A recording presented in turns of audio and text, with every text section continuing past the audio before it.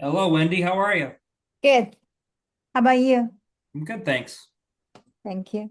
Are you feeling better? Much better. Good. Jeez, terrible. Oh my God.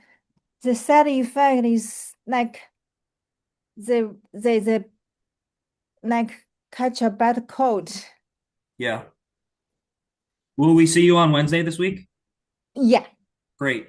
I get it on my calendar, so we will see you then. Thank you so much. Steve, while we have a few minutes before we start, this is Wendy, our intern. Hi. Hi there. Welcome. Thank you so much. It's a very good opportunity. Thank you so much for you guys. Yeah, I invited her tonight, and I invited Maxie as well, just so they could both tune in. Hopefully, get some good learning out of it. Yeah. Well, with wells and swimming pools, if you're going to go into them in length at length, there will be an opportunity. I got a call today, Steve, believe it or not, about noise as it relates to landscaping. So, good segue into our topic this evening.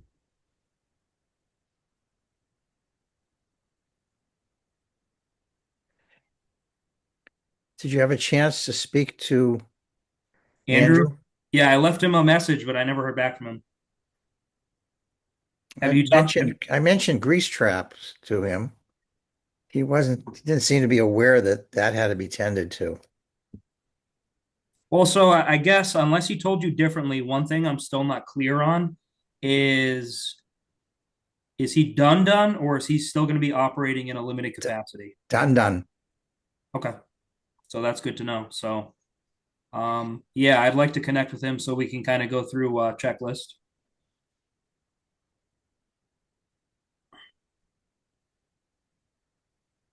I don't suppose the rains have pulled any permit papers yet. No, so I learned they're having a big issue with their venting for their stove. I guess it's some big expense and some big project they just were not anticipating, so that's been kind of been a hold up.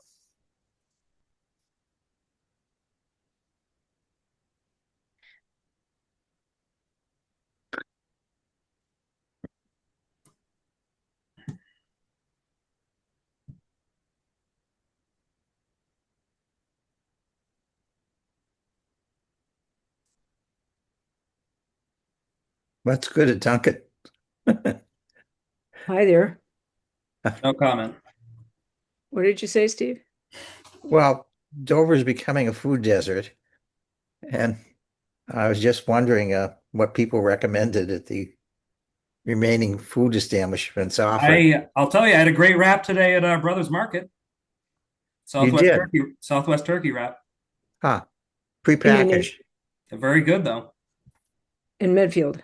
Yeah, Oh, Brothers is fine, especially if you're a sushi aficionado. I think they have the best supermarket level sushi around. interesting. I came in as you were saying rap, and I thought I heard a rat in Brothers Market. Nope, nope. Had a great wrap. Since we were just discussing the current limitations in Dover as far as food goes. Yes, you had to travel 6 minutes out of Dover to get that rap. Yep.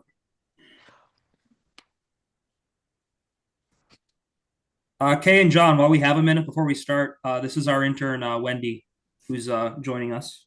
Hi, Hey, Wendy. Wendy. I'm the intern. Welcome. Thank you so much. How Are you many? at Harvard Medical School?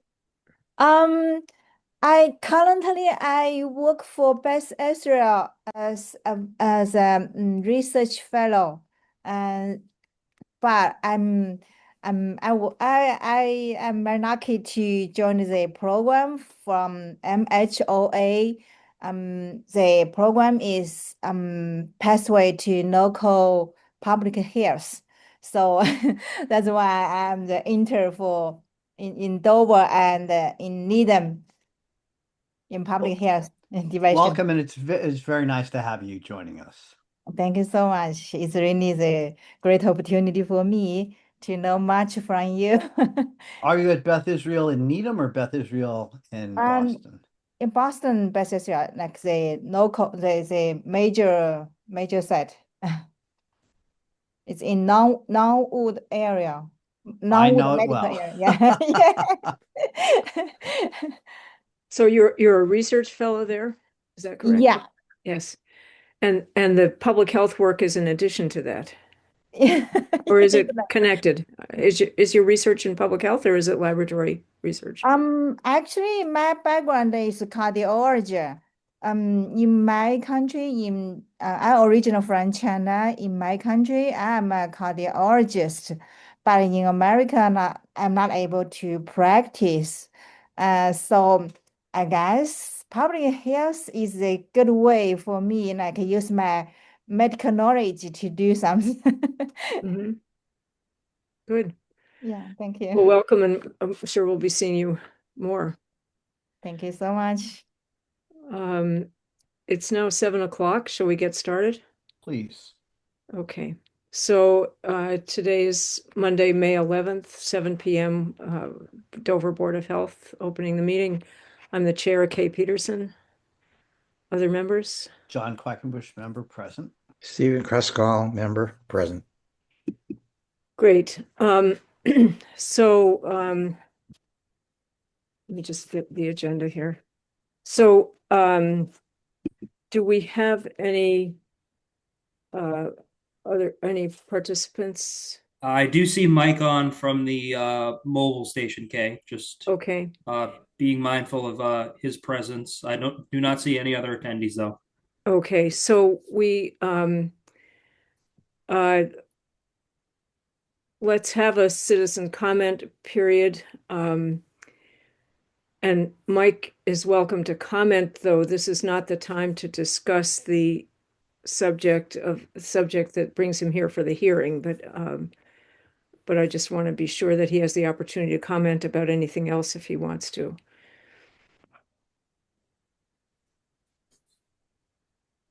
Sophia, has he raised his hand? Nope, not seeing anything. All right, so we have no citizen comments today. And just a quick reminder that unless anyone has a problem with it, our next meeting will be on June 8th. Everyone check calendar.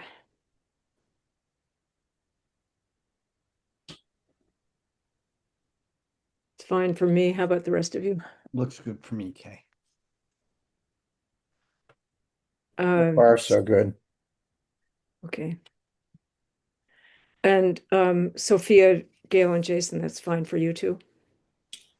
Yes, and just to give a heads up, one of our agenda topics next meeting will be the topic of summer meetings, so we can discuss that next meeting. Okay, great. Okay, so why don't we postpone well, the minutes we could do very quickly unless anyone has any changes to suggest. I have none. Does anyone have anything to? I think the minutes are great. Any, I have none and they're terrific. and John? None for me. Okay, so may I have a motion, please, to approve the minutes of April 6th, 2026? I move we approve the minutes of April 6th, 2026. Second, All in favor? Aye, Kay Peterson. I, John Quackenbush. I, Stephen Kruskal. Great. Okay, so now we're going to proceed to have a hearing. And I want to just remind everyone that we're going to be discussing a tobacco violation. We'll have a motion to open the hearing shortly, and then in the hearing, Jason will speak about the violation, and then I'm sorry, the name of the person who's here from the mobile station, Michael. Michael, will have a chance to speak. And the board will not deliberate or speak during the hearing. Once Jason and Michael have finished testifying, then we'll close the hearing and then we will deliberate as a board. Now, it is possible that the person from the Dover Market will arrive in the meeting in the middle, in which case we would then extend the hearing to talk with that person as well. Are there any questions about about the process of the hearing? Any comments, Jason? Anything further you would add about how we? No, I think you pretty much covered it. Thank you. Okay. So I'd like to entertain a motion that we open the hearing. I move that we open the hearing. Second, Second, all in favor? I, Kay Peterson. I, John Quackenbush. my Stephen Kruskal. Okay, so now we're going to begin the hearing, and I'm going to turn it over to Jason, who's going to present testimony about what happened. Sure. Thank you, Kay. I'll just give a quick overview of everything. So tobacco compliance checks were done April 29th, so about 10 days ago at this point, or almost 2 weeks.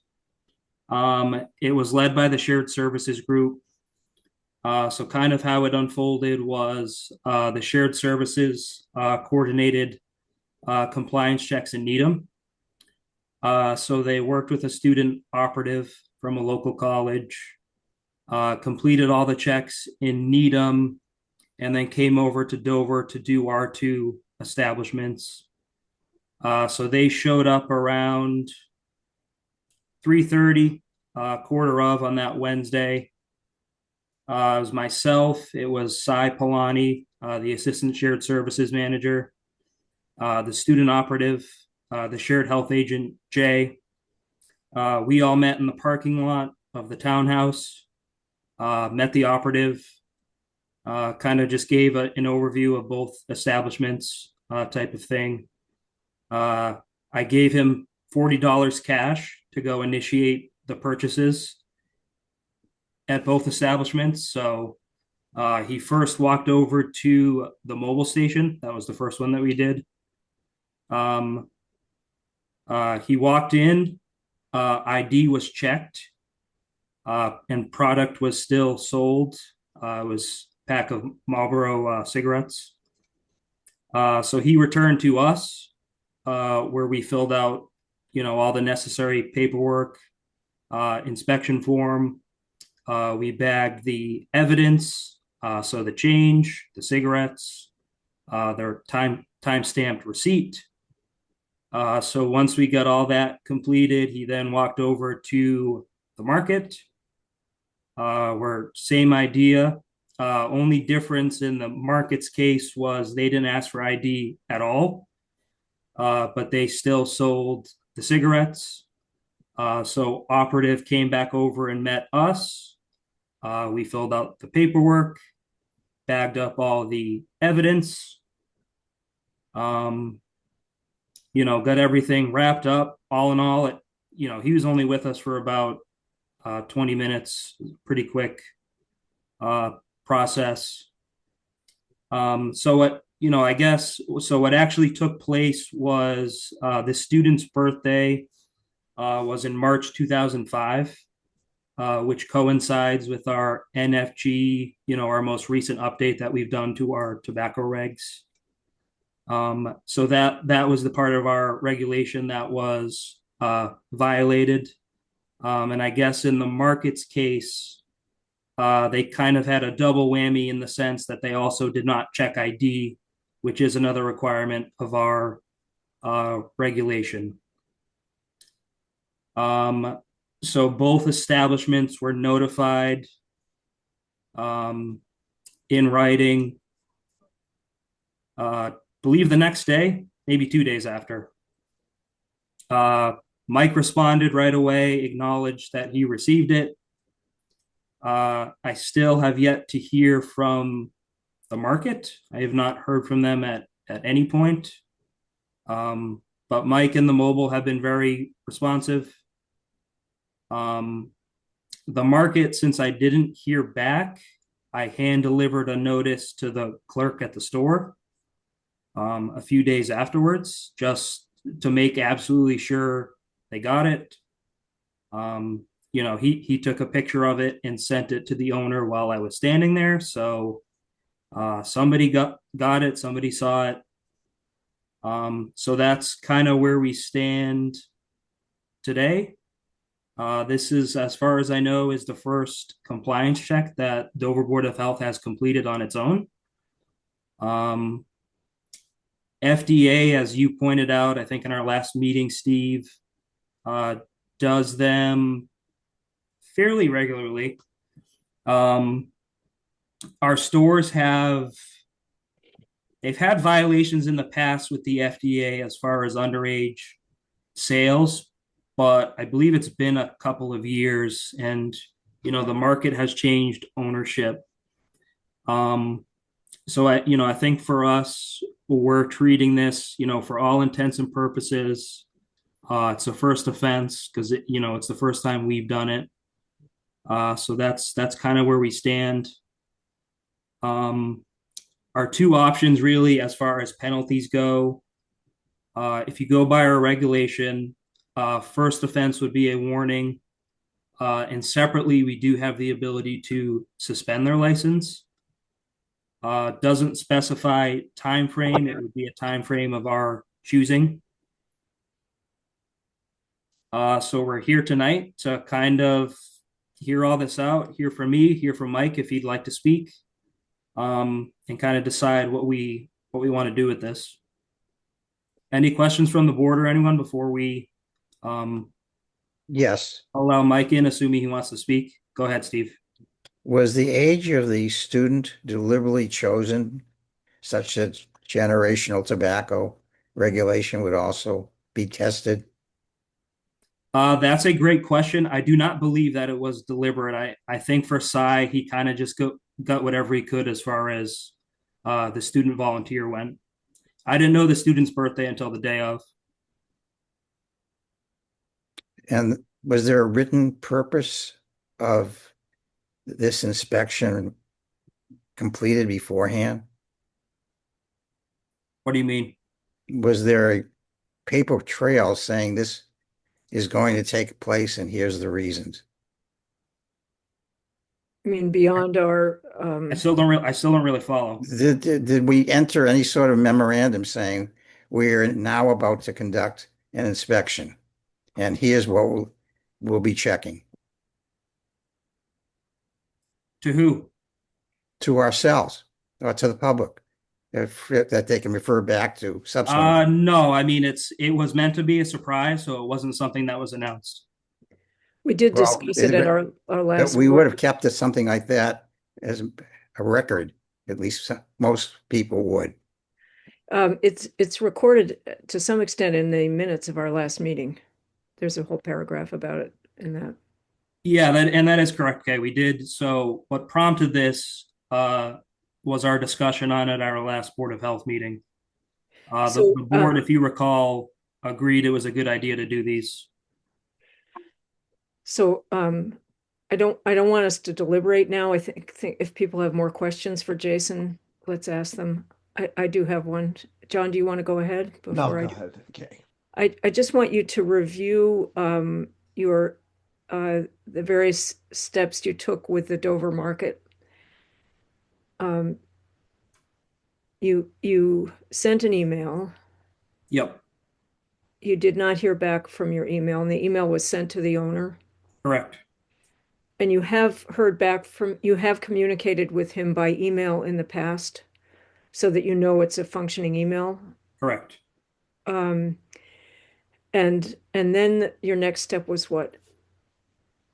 Yeah, so good question. So I first notified him via email. I then hand delivered a notice.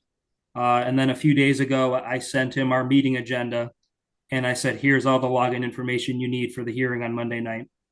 So 3 different attempts. Okay. I think those are all my questions. John, Steve, more questions?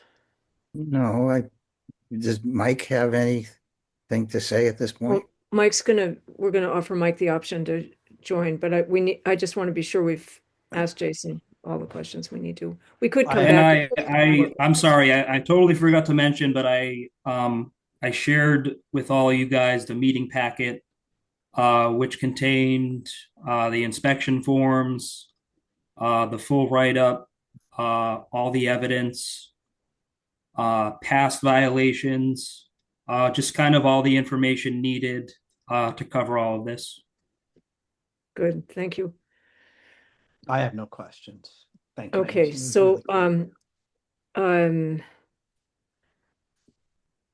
does John from Dover Mobile want to Mike. speak? Mike, Mike. I'm so sorry. Mike, speak during the hearing. Yeah, just promote him if you could, Sophia.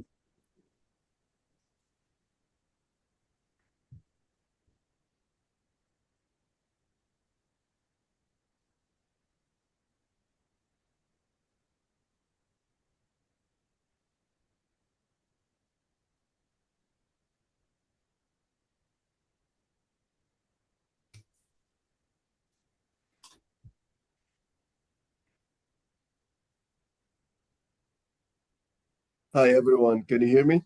Yes. Yes, Mike, I'm sorry I called you by the wrong name. That's okay. John is a good name too. Mike. I was looking at John. So the purpose of this hearing is for you to speak about the violation, and the question for us is whether the violation occurred and not why. And We made a mistake. after you speak, assuming the man from the Dover Market doesn't come, then we will close the hearing, and then the board will discuss as a group the violation. So feel free to speak if you like. Well, technically, we made a mistake under the new rule. So the cashier, what we did after the new rule, we built it into the system. So when we scan the driver license, if it doesn't fit the January 2005 and younger, it will stop the sale. For some reason, I don't have a camera and I don't see why he couldn't scan the license. But when he asked for the license and looked at it, it was over 21, and he forgot that over 21, it doesn't mean you can sell him for the new rule because he was younger than January 2005. So obviously we made a mistake. And we have educated him about it again and again, and hopefully it will not happen again. So the mistake happened. There was no if and but about it. So over 21 passed. For the new rule, it shouldn't pass. And but he took the ID and he read the date of birth. That's correct, isn't it? Isn't that what he did? I mean, Correct. Yep. but he fell. He couldn't. He didn't pay attention to the 21 that for the new rule, like the January 2005. But the person otherwise was 21 years old, wasn't he? Correct. Yep. Okay, so hopefully it will not happen again. So nothing. I mean, it's built in the news in the computer. We checked it after. You know, we have a younger guy came in. We scanned his ID. The sale was stopped. I scanned my ID after the sale was gone. So we have it in the system. But why wasn't he able to scan that ID or the driver license? I couldn't tell you. I don't have a camera at the register. So that's all I have to say. Okay. Steve and John, do you have questions? Nope. None from me. Thank you, Mike. I'm curious how many people work in your Two, one in the morning, one in the afternoon. Same people. 7 days a week. Okay, I don't have any questions either. So before we close the hearing, Sophia, any sign of the man from the Dover Market? No. Okay. So So you pardon? don't need me to hang around anymore, right? We don't. Okay. All Okay, right. thank All you, Thank you, Michael. Mike. Appreciate you jumping on. Have a Mike, nice Thank you you. are evening. welcome to listen in. That's okay. You take your time, do what you have to do, and then All right, and we will be in touch with you. Yep, all one right. way or another. Thank you. Thank you, Okay. Mike. Thank you Bye-bye. for attending the meeting, the Okay, hearing. bye-bye. Bye-bye. We appreciate your cooperation. Thanks. Bye-bye. So I'd like to entertain a motion to close the hearing. So I move moved. we- Seconded. All in favor? Aye, Kay Peterson. Hi, Stephen Kruskal. And I, John Quackenbush. Okay, the meeting is closed. I mean, the hearing is closed and now we're back in our meeting. So, I just want to say, Sophia, if the man from the Dover Market should appear, let us know because we could reopen the hearing. Okay, I'll let you know. Okay, we'll assume if we don't hear from you that he hasn't showed up. So your thoughts. Jason, do you want to give a summary about our options? I guess that would make sense about. Can I give a summary, and is it Yeah, okay with the yeah. board if I offer an opinion as well? Please. Yes. So just to go over what our options are. So first offense, as I had mentioned before, is just a warning. And as a separate mechanism that we have within our regulation, we have the ability to suspend their license for a time frame of our choosing. Now, my opinion on this is, given how new this requirement is, and given that Mike has been cooperative with us, I'd be in favor of just a warning. Use this as an opportunity to educate, make sure we're in sync as far as expectations go, and just make it clear that if it does happen again, here's what the penalty will be. Meaning, it's at that point it's a 1 day suspension, plus whatever the fine is, that type of thing. I mean, I think that makes sense, right? They checked ID. He took ownership of the fact that there was some kind of glitch, whether it was lack of education or some kind of problem with their scanning system. Sounds like he's taken steps to address it, and he has addressed it with his employees as well as the system they have in place. Right. So, I agree with you. I think this is something that doesn't really justify anything beyond a warning. Steve, Kay, thoughts? Steve, go ahead. He's been straight up about this. He was highly remorseful that it occurred. He doesn't intend for it to happen again, and he's been communicative. Mhm. Yep.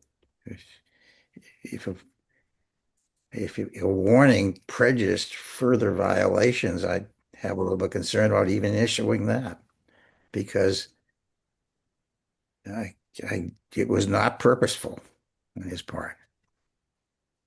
And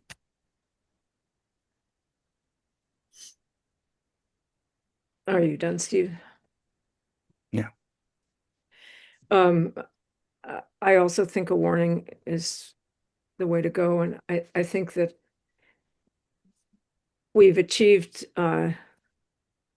education of him about this, and that's our goal. Our goal isn't to punish, but to educate him and get compliance with the law. So I think we've met our goals.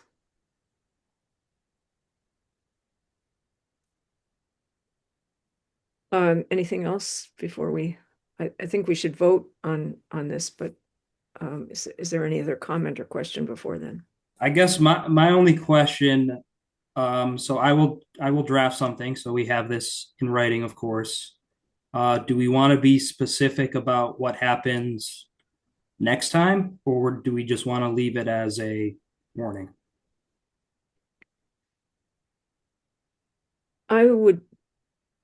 I could go either way, but I think I would be inclined not to be specific about next time.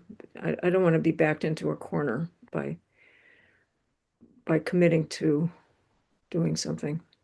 Yeah, and I tend to agree with that because I mean, you never know the circumstances, right?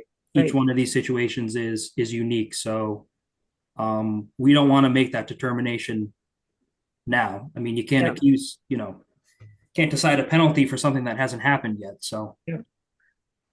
I mean, there could be extremely extenuating circumstances or something truly outrageous could have happened, and you don't want to be back into a corner. yeah, I mean, to Steve's point too, I mean, if this has been a cashier who's worked there as long as the age has been 21 plus, he has it ingrained where, he's just looking for that 21. So if this happened, I mean, certainly it happened accidentally, or it wasn't on purpose, like Steve mentioned. So again, using this opportunity to educate, show them that this is what we're out doing, making sure we're on the same page. I think that's kind of best case here. So I agree. Okay, so So I move we issue a warning and close the case. John, can you raise your microphone volume a little bit? So I move that we issue a warning and close the case with Dover Mobile. Second. all in favor? Aye, Kay Peterson. Hi, John Quackenbush. Hi, Stephen Kruskal. Okay.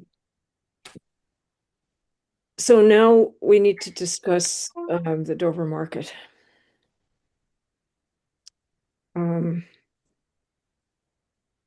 We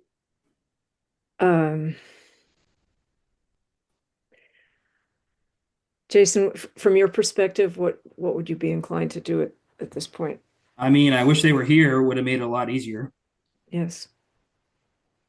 I mean, I'm disappointed in the fact that they've been unresponsive. So I don't really know what to make of that. I mean, it tells me that they really don't care.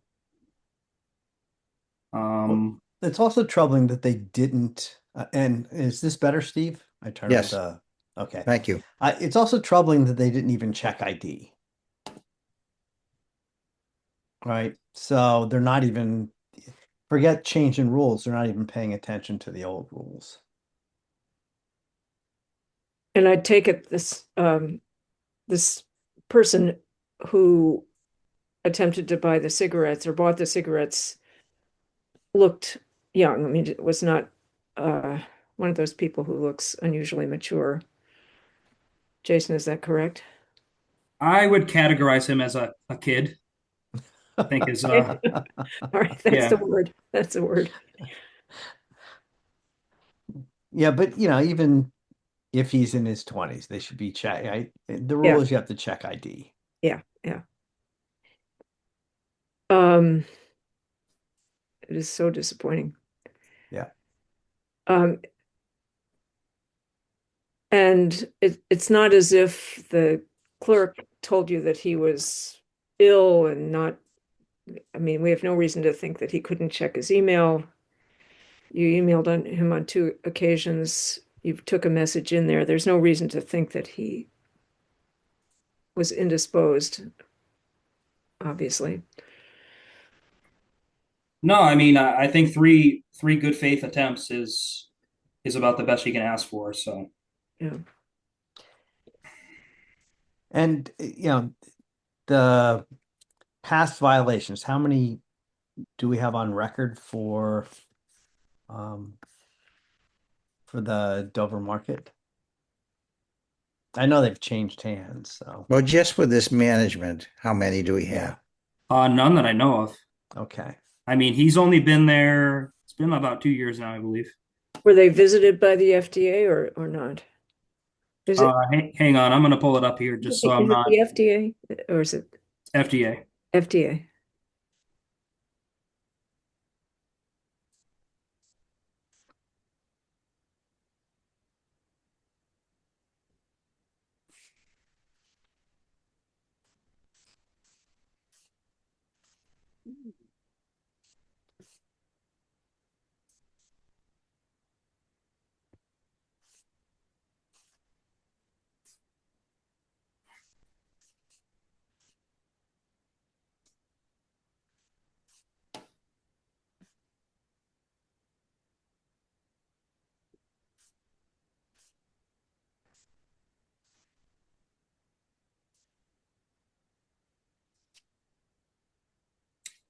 Not since 2018. Okay. Okay.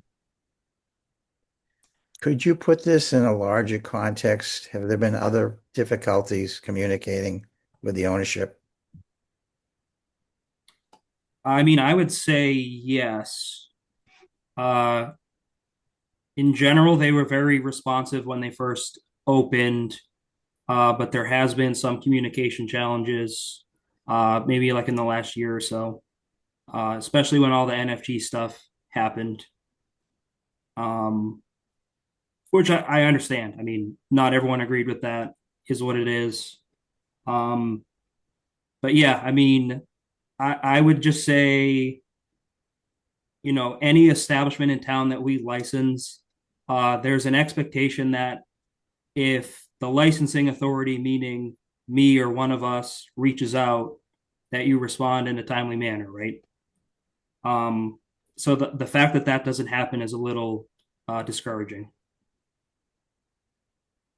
Has there been anything in the way of less than perfect communication with these folks other than the generational tobacco stuff? Um, I mean, I guess sometimes on the food inspections, it takes a little bit to ensure I'm getting compliance. Meaning, I think, the gentleman in the back there, Andrew, was the one taking care of everything for the most part. Even if it was issues pertaining to the actual storefront or, the retail area.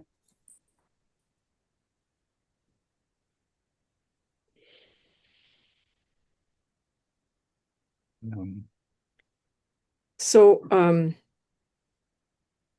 just want to identify sort of two hypothetical situations. One is that,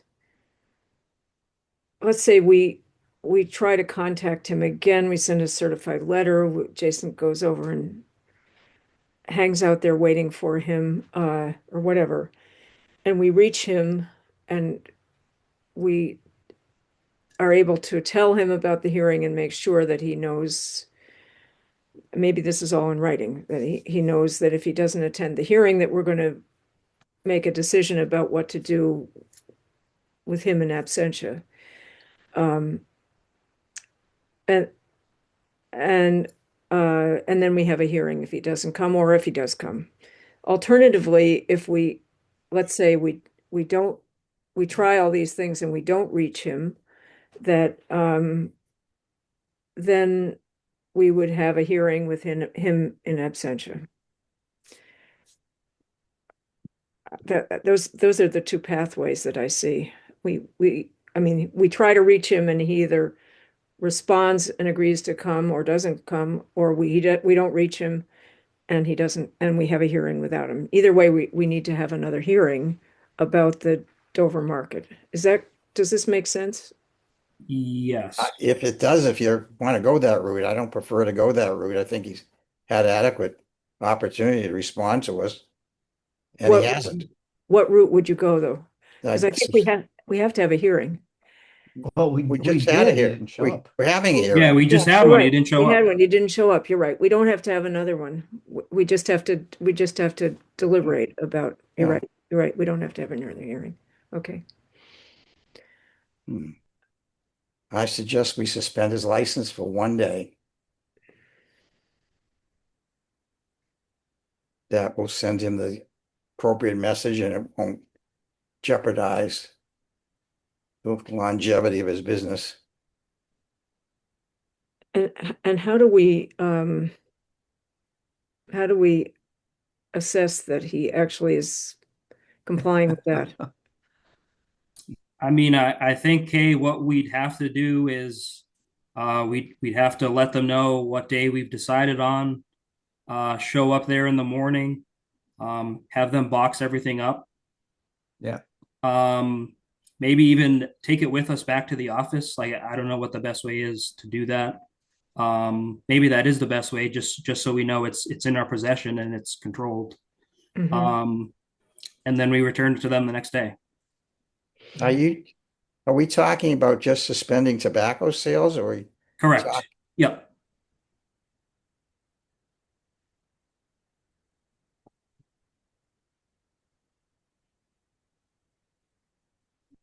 I don't Uh, have any idea how to do that. I imagine there's precedent out there. It does seem logistically challenging, doesn't it? Yes. Yeah, I mean, I would definitely have to. I could find out best practice on that before we, do something that we shouldn't do. Hmm. I don't know how kosher it is to have me walking across the road there with a banana box full of vapes. Probably not a likely thing. So we'll have to figure that out. I'll be right behind you, Jason. You I get had one- a question. Does signage get posted informing the public that a license has been suspended? Yes. The Friendlies in Middleborough has been shut down for a number of weeks with a Board of Health notice right on the door. Really? Okay. I hope it wasn't your favorite hangout, It Steve. was my favorite place to get a chocolate soda. Was that a health violation? I'm not sure what the nature of their violations were, but they were health violations. Wow. So, it would just be, this would all be so much easier if he would just show up, respond to you, Jason. Well, so I guess devil's advocate, kind of in line with what you were suggesting before, Kay. We could issue both of them a warning, and we could push the market to our June meeting for another hearing. Send him a certified letter. Make it clear that if he does not attend, that his license will be suspended. And then we just, I guess, kind of kick it till June at that point. I guess I'm not sure whether it's okay to kind of split the consequence up, to have the warning and then decide about the suspension later. I Yeah. wonder if it should all be decided, if we should postpone making a decision, table it until after we learn. First of all, we have to learn more about how we do a suspension. And in the meantime, as we're learning about that and awaiting our June meeting, we try again to reach him, perhaps with a certified letter. Yeah, or I mean, so we could vote to suspend today, and then at our next meeting, we could decide more of the details, meaning like choosing a day, and how we actually want to do it. So we'll come more prepared to that meeting. Go ahead, Steve. He has an appeals process. Mhm. If we vote to suspend, we still may end up having to review this if he communicates with us within the allowable time for the appeal. But at this point, if we don't do something that sends him adequate notice, this is just going to continue. Yeah. Does anyone else think we ought to talk with town council about this?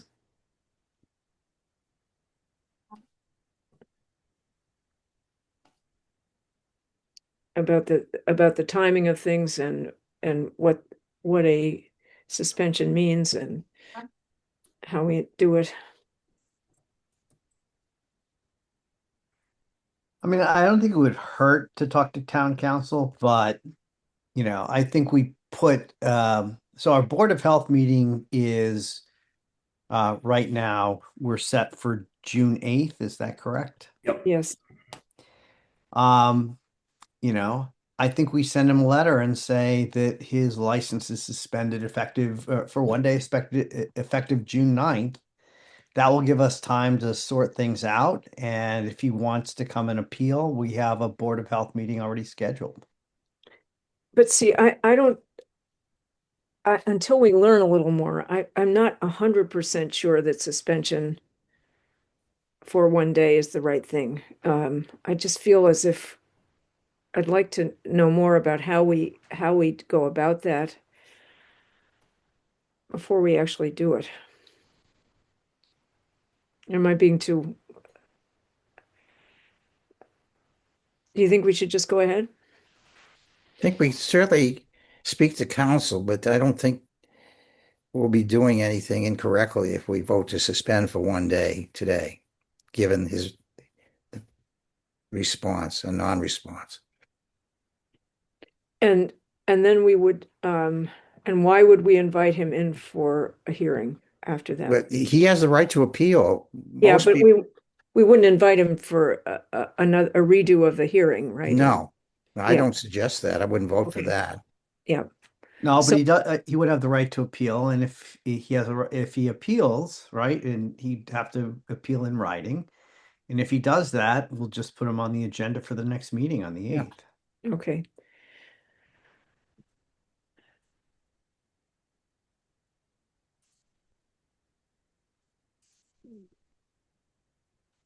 And that gives us a full month to figure out logistics of a suspension. Yeah. Okay. All right. I'm convinced. All right. So I move that we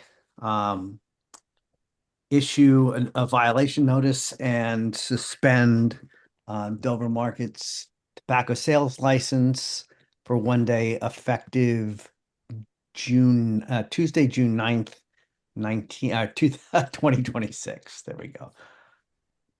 Second, All in favor, I.K. Peterson. Hi, John Quackenbush. my Stephen Kruskal. And then we'll let him know this by certified letter. Correct. And, sort of in line with this, when you do food inspections, are they still cooperative or are they, I don't know, a little bit less cooperative than they should be?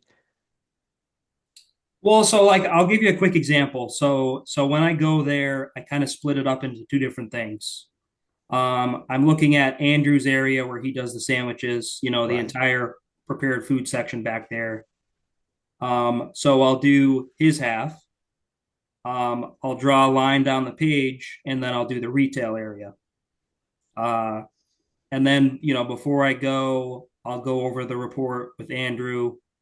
And then when I get back to the office, I send a copy to the building owner, Narav. Typically, when I go back out, all of Andrew's stuff is corrected, but the retail area stuff is usually still not corrected. Something like their back storage closet is still not cleaned up, or they have things in the upstairs freezer that are stored directly on the floor and not on shelving. So things like that. That's like a typical experience. Just not very responsive. Just don't seem to take it too seriously. And what are your options if they violate the food safety code? I mean, kind of same type of process we just covered in talking about the tobacco regulations. Steve? You also have the option to shut them down immediately if you find a glaring issue. That's correct. Yeah, if there's an imminent health hazard, we do have that option. But that's reserved for like big time, like this is going to get someone sick like today. So like good example, I shut down a Dunkin' Donuts in one of my towns because first thing I always do when I walk in is I flip the hand sink on. They had no hot water, no ability to wash hands properly. So that's a big concern. No hot water, so they were closed.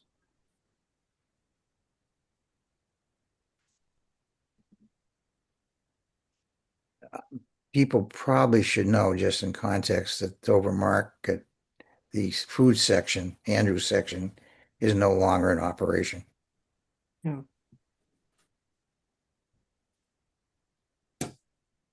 And Jason, we guiding him through the shutdown process. Jason, when you find violations in the front part of the market and you go back and they're still not corrected, do you keep going back until they are corrected? Or are they never corrected? No, I mean, eventually they get corrected. Yeah. Like I think on this most recent round, I went out once or twice for a follow-up.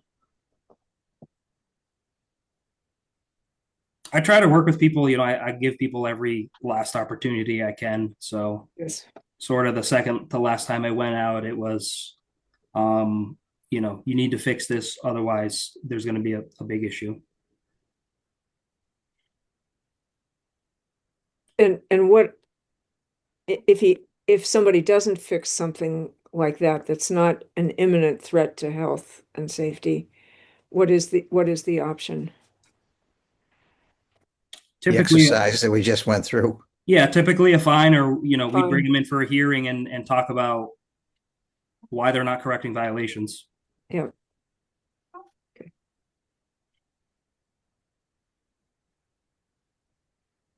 All right. Are there any other comments or questions about this topic?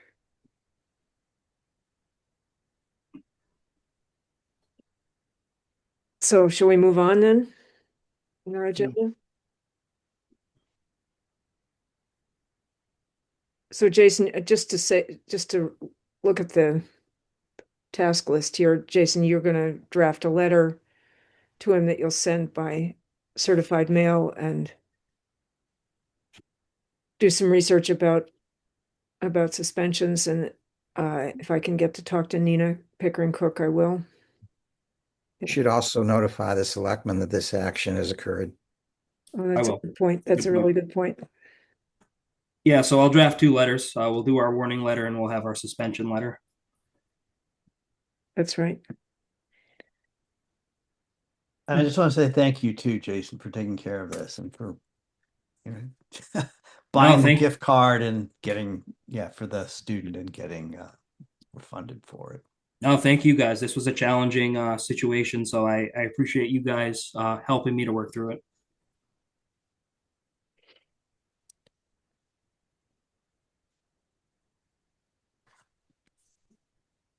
Okie doke.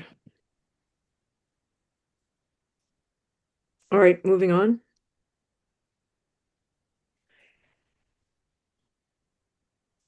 Regulation discussion, Jason. Yeah, so I guess so we have 3 different options here. I guess we can kind of do dealer's choice to start, okay, if you'd like.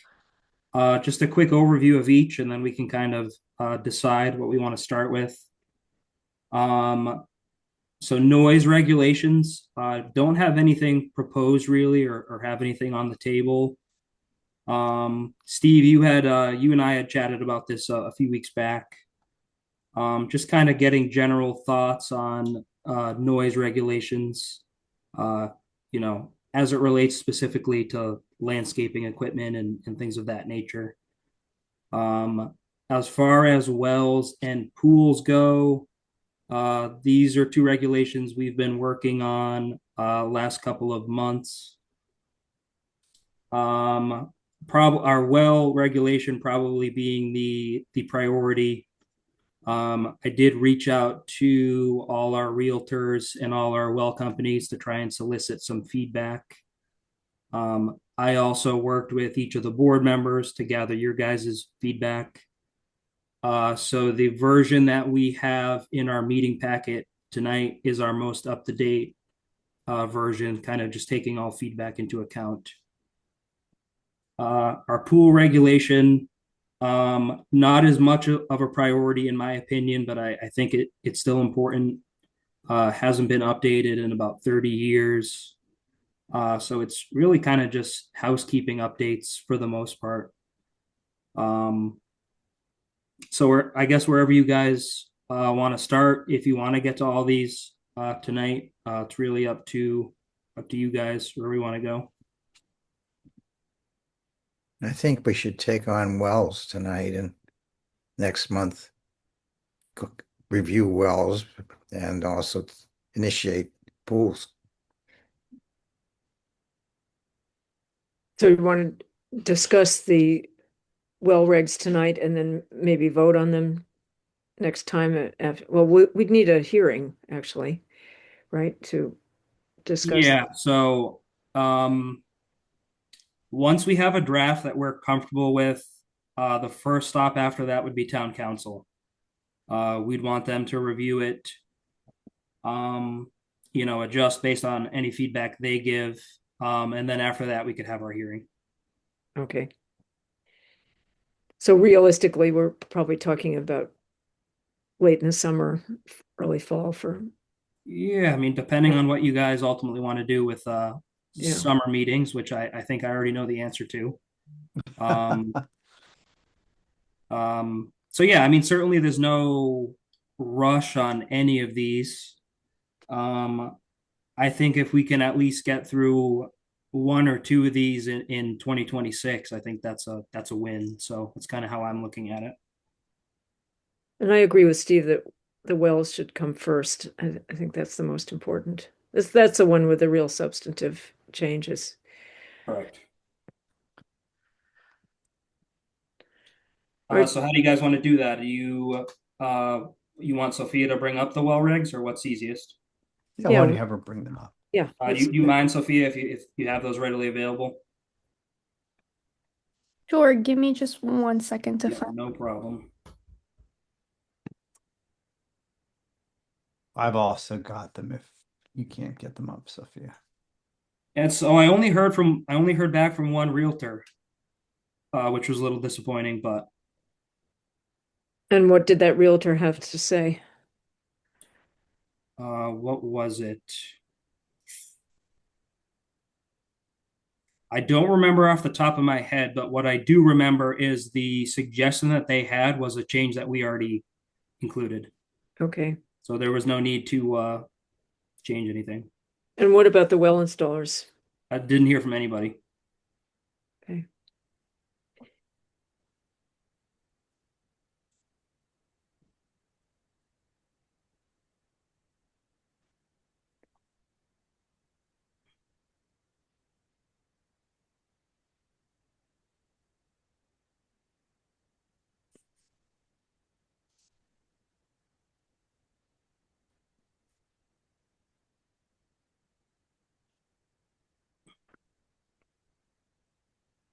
I think that's a good pace, Sophia, and we'll just holler if we see something we want to discuss.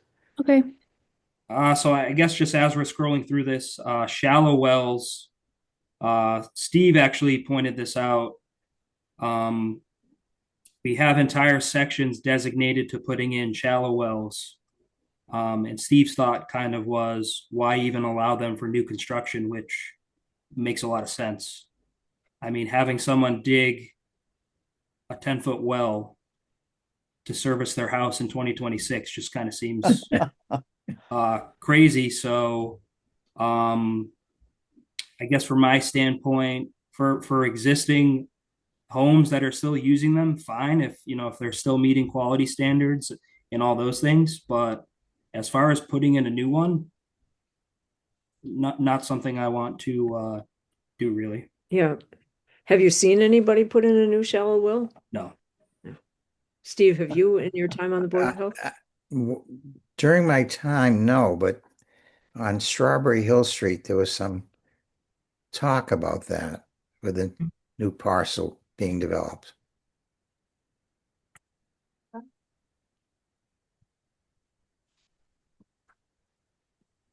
Now slow So down. yeah, so Slow right down, here, if you want to stop for a second, Sophia. So this C here in the green writing, I think is an important provision because it sort of coincides with some happenings we have right now. Just as it relates to 40B projects and like bigger scale things, it's a stipulation that covers requiring testing to demonstrate that the site can actually handle water demands being put on it. Yeah, it's this and that it's not going to have adverse impact on abutters. Correct. I think that's really good. Uh, Was that your and- idea, Jason? I've suggested Yes, that's great. this. Excellent point. So what's a non-domestic drilled well in this context? So that would be like an irrigation well, Okay. or a well used in like a commercial setting.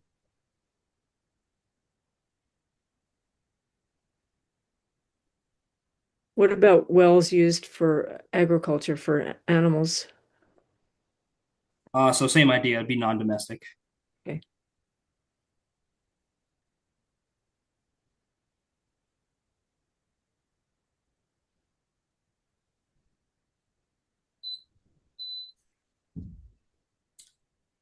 So here's the water quality stuff is kind of the crux of why we did all this. So definitely an important section to pay close attention to.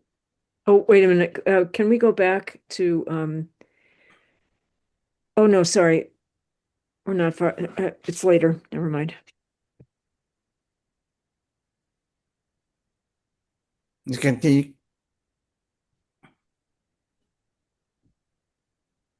What, Steve? Can you go back one page? Stop, please.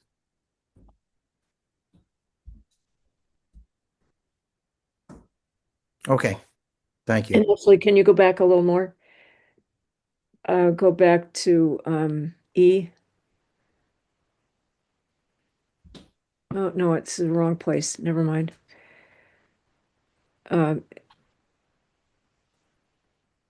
Go ahead. Keep going. Sorry.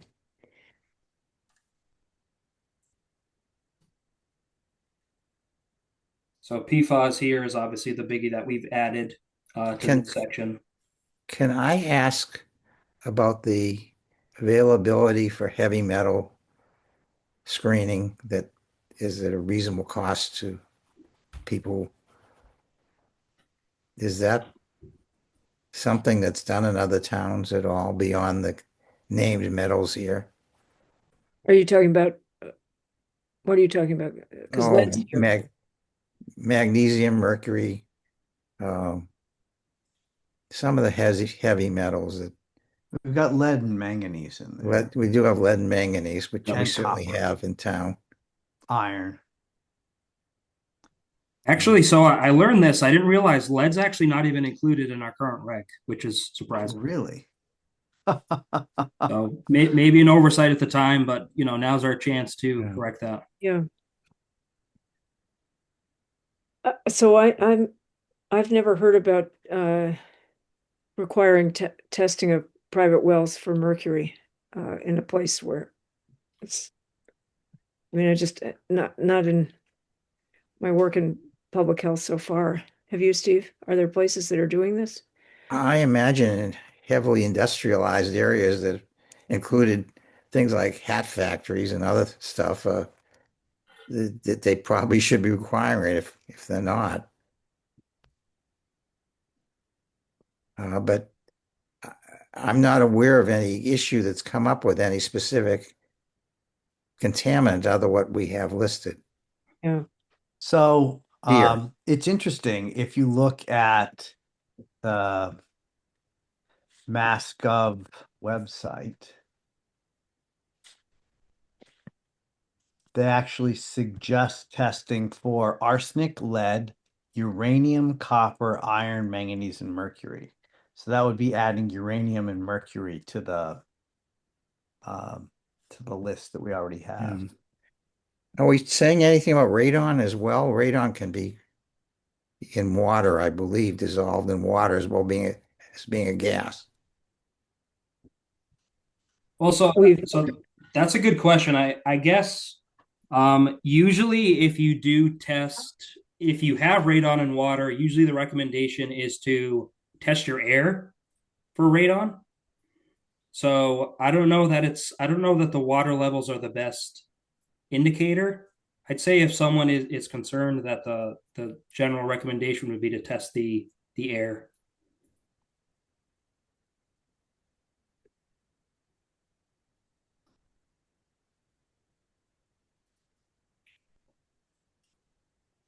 I guess one thing here to flag, I'm saying here that we'll accept water quality testing that's been done in the last 5 years. Just that way we have like a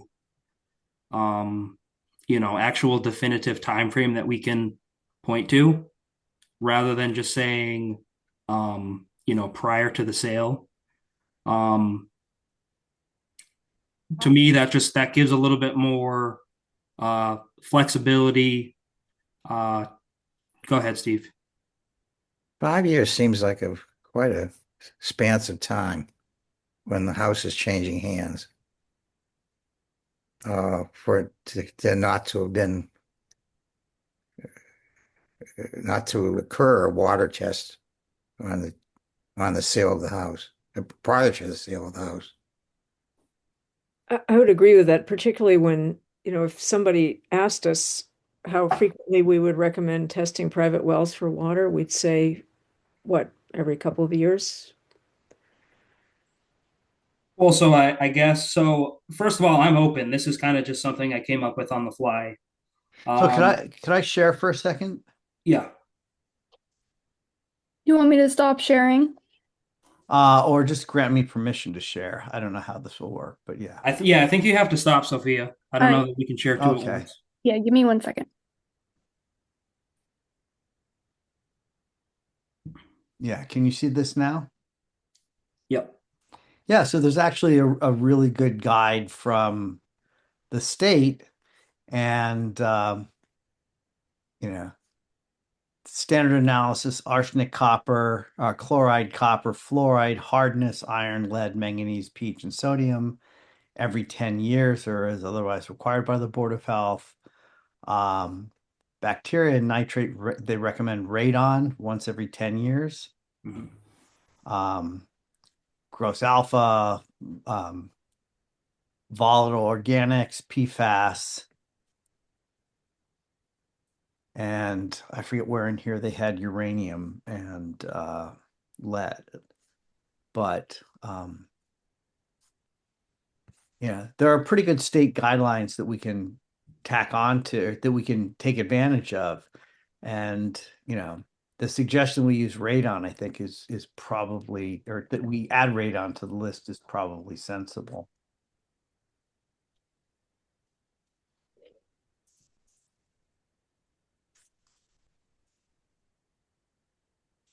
Any idea what these tests would cost, Jason? All of them together? I know radon's definitely an extra expense. But So probably that's not, something. probably not much, do you think? So the average sale of a home in Dover is $1.5 million or even a little more than that. And we're talking about a $50 or $100 addition to the bill Yeah. for water testing. I recently had extensive water testing done, and it was almost $400 through Neshoba Analytics. But if you would add radon, I suspect the additional cost would be not more than $100. Right. But it is, it's not a $50 test for everything that you want done. It adds up. Yeah, but still, in the context of buying $1.5 million home. Yeah. Absolutely. And you could argue that independent of the cost factor, every well should be tested regularly throughout the state. And I didn't realize this, the gross alpha is actually the recommendation for screening for radium and uranium. So.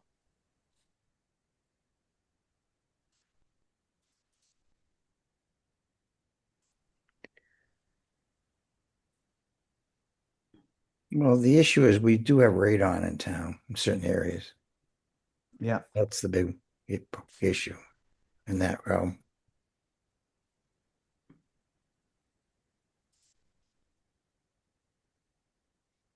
Do you want me to resume sharing the Please. wall? Please. If you Yes, could. that'd be great. Thanks, Sophia.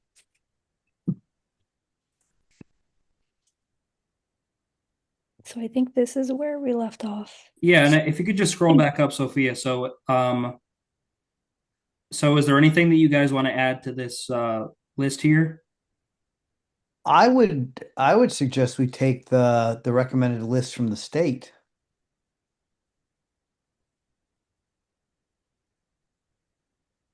I think right? Which would makes add sense. uranium, Or gross alpha, yeah, gross alpha and mercury.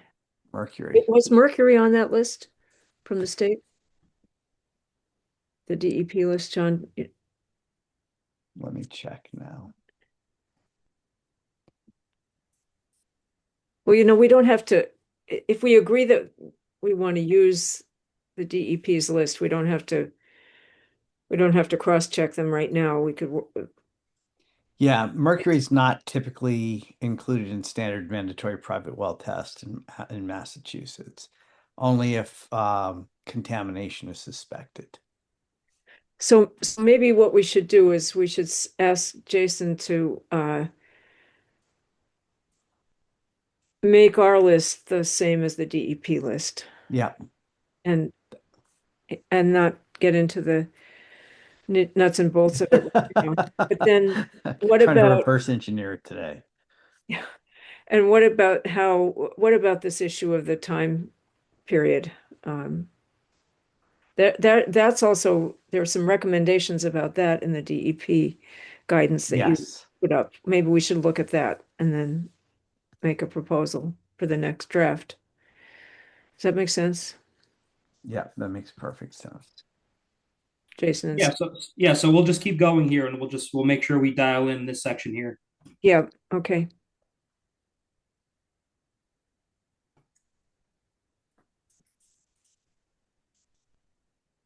So I don't know if this is the appropriate time, but if a water test comes back with an abnormality, do we have the right to hold up the sale of a house? Never to hold up the sale necessarily, but we absolutely have the right to flag it and say that, either give recommendations or tell them they have to fix it. But it all depends on what it is. Over the years here, over the last decade or so, there's been deficiencies that were to be corrected by the buyer and the buyer being reimbursed for those. And that did not occur. And some things, and we weren't policing these very closely. So I'm reluctant to let things go through, sales go through until the water tests are within acceptance. Well, I can tell you every water quality report that comes through, I personally look at. And if there are issues, I do follow up on them. But again, I mean, depending on what it is, a lot of the testing parameters are guidelines. Sodium, for example, I very often will see higher levels of that. There really is no max containment level. So something like that, if there was an elevated sodium level, I would not flag. If it's super high, I may say, hey, by the way, I noticed you have these really high levels. Not really a health concern in my opinion, but if you do have people in your household who are sensitive to sodium, might be something you want to pay attention to or discuss with your PCP or whatever it may be. Whereas if we get a quality test where they have coliform present, that is an issue that has to be dealt with. So always make sure that gets disinfected, any repairs that are necessary get done, and that we get a clean sample. So just to give you an idea of kind of what the process looks like on my end. But we don't hold up the sale. No. No, but even sodium, you could recommend something like reverse osmosis filtering to get rid of it.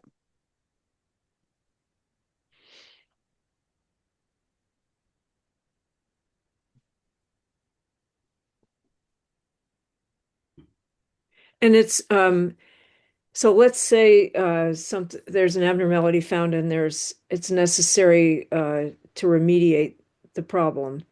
Whose expense is that supposed to be, and who is supposed to pay for the water testing? the seller, right? Seller pays for the testing. Well, so I don't know that we explicitly outline that. I mean, we say in these updates, we say it's the seller's responsibility to do the testing. And then we also have a section that say any expenses are on the applicant. But, you know, in a case like a home sale, there really isn't a quote unquote applicant. So that may be something we want to make clear. Mhm. Did that make sense? Yes. I just got an email, by the way, from the Dover Market. Well, shall we finish this discussion and then discuss that, or do you want to go to Dover Market right now? He just asked me for the Zoom link, so Oh, okay. hang on.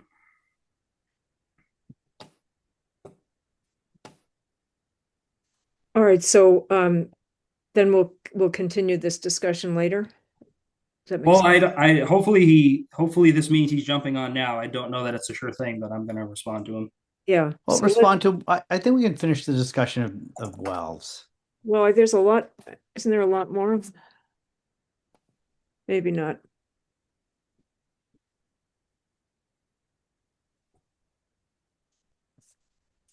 All right, why don't we have him come on, and I mean he can wait for us to finish this discussion. Does that make sense, Jason? Yes. Okay. I mean, I think we're through the majority of the changes, right? Well, you know, we haven't just this issue of who pays for the testing and who pays for the remediation. I think those are big issues that we're going to have to think more about. I don't think we can resolve that tonight. Well, just, to me, it's like, this seems like Title V, right? The seller pays for testing, and I think, anything like bacteria, the seller would have to pay for remediation. If there's no immediate public health issue, right, then I would say it's up to the buyer to decide So whether or let's not. say there's an elevated PFAS level. We would, I think I agree. It would be right to have the seller be responsible for paying for remediation. I think we'd need to define how much remediation that we would not be requiring whole house treatment, but that the kitchen sink, for instance, be have some sort of system set up. Yeah, that's probably reasonable. Steve, you were raising your hand, I think. Well, I would be in favor of the seller being responsible for not only the cost of testing, but the cost of remediation. And I think PFAS, if the kitchen under the sink methodology is perfect, then we're okay. But if there's a time when someone has a very high level of PFAS and there's a lot more required than just under the sink technology, what are the buyer's rights regarding that? I mean, is that enough to allow them, if it's not easily remediable, to back out of a purchase and sales?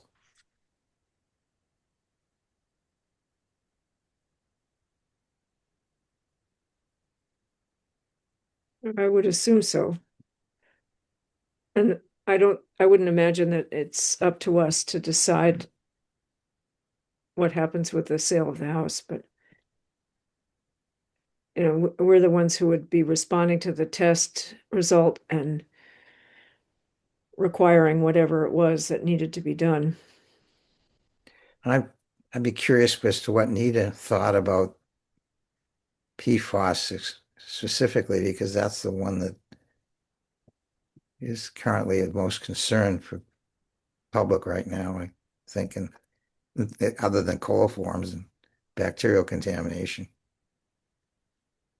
I'm pretty sure that she doesn't work with any of those there are very few communities right now that require PFAS testing. Jason, am I right? Nantucket and which other? Ashby and Sherborne. Mashpee and Sherburne. And that's it for the whole Commonwealth. Yeah, that's all I know of. I mean, I'm sure we might be missing a couple, but those are the only three I'm aware of. Yeah. On Narav, by the way, has joined us as an attendee, so he is on here. Okay.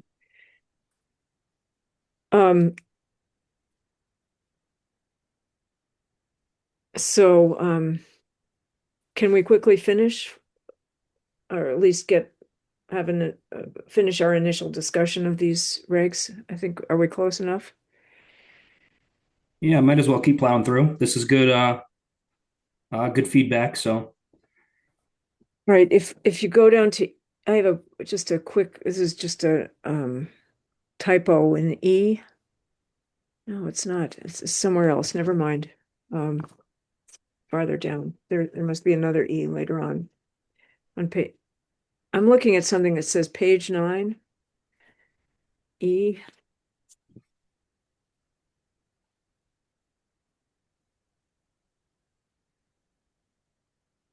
oh yeah, I saw this earlier too. I Yeah. forgot to cross out the except. Okay, good, you got that. Yeah.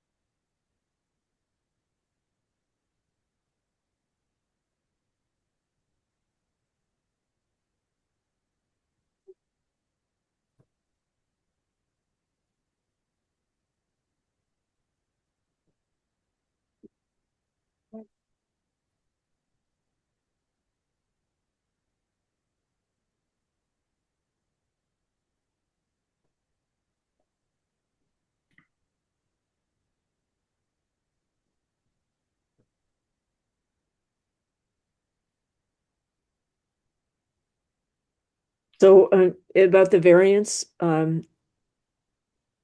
we no longer are required to publicize in the local paper.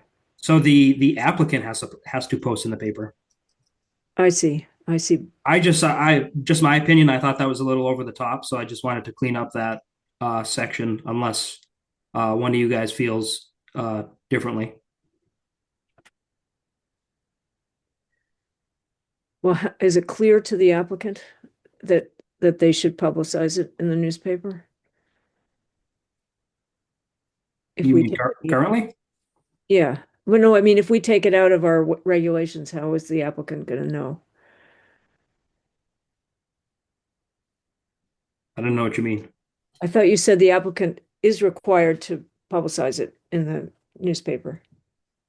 Yeah, currently. So if someone wanted to request a variance, I would tell them that's what the requirement is. I see. It doesn't need to be in our regs. Okay. All right.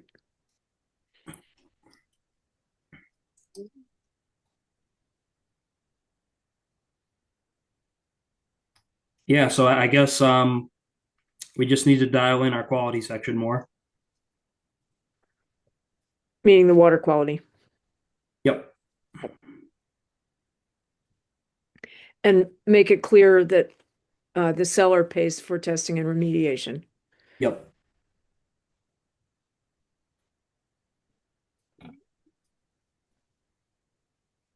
All right, good. So we made it. Any other thoughts before we move on? No. All right, perfect. Thank you guys for the feedback on that. I will get an updated draft that I will circulate. Okay, so we are going to resume our hearing then, or have a second hearing. I don't know what the correct terminology is, but can Nirav hear what we're saying right now? He should be able to. So do we want to vote to reopen the hearing? Yeah, I just move want we to reopen just hearing. outline the ground rules for this. The hearing is for Jason to present the findings and then for Nirav to respond with describing what happened. And then we'll close the hearing, and then we will deliberate after that. During the hearing, the board members may ask questions, but are not going to deliberate. And during the deliberation period, once the hearing is closed, Nirav is entitled to attend and listen, but is not. That's not the time for him to comment. His time to speak is during the hearing itself. So I'd like to entertain a motion to open the hearing. I move we open the hearing. Second. All in favor? Aye, Kay Peterson. Aye, John Quackenbush. Aye, Stephen Kruskal. Okay. So Sophia is promoting him to. Kay, would you like me to give a condensed overview or? Yes, please. Yes, but wait till Nirav has joined us.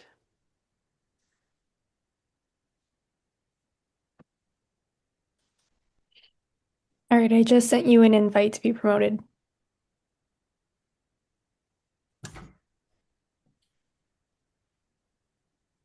Yeah, perfect. I think before I wasn't able to talk. Hello, Nirav. Correct. Sorry.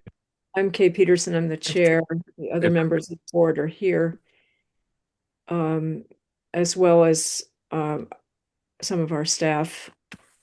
So Jason is going to begin by talking about the situation. You can hear us, right, Nirav? Yes, sir.